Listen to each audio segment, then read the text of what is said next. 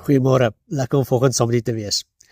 Nou, ek weet nie hoe voel u oor die saak nie, maar as mens so na die wêreld kyk, weet jy waardeur mense gaan en goed, daar's mense wat gered is en daar's mense wat glad nie gered is nie, wat glad nie die Here ken nie. Nou, en hierdie is my opinie. Hoe maak hulle dit in vandag se lewe?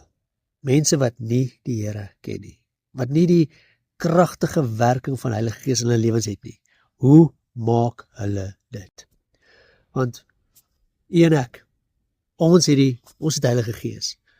Ons het Heilige Gees om ons te help, om ons vrede te bring, om ons leiding te gee, en dinge vir ons uit te wys, en ons voetstappe terug. Ons het Heilige Gees by ons. Ander mense het nie.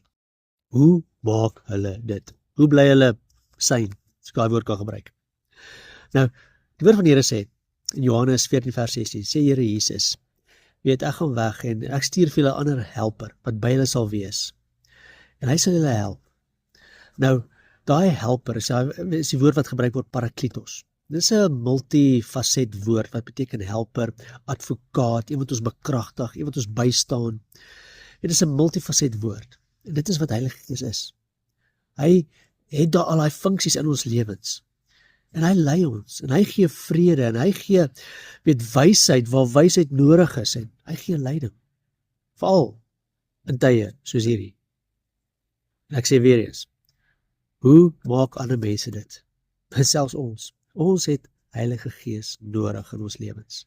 Ons het hom so nodig om leiding te gee, om vrede oor ons gedagtes en harte te bring, wanneer dinge nie altyd so maklik gaan nie. Wanneer die nuus en die media goeie soveel dinge in ons gesigte gooi, het ons hom nodig. Vir daai vrede, daai leiding, daai wysheid.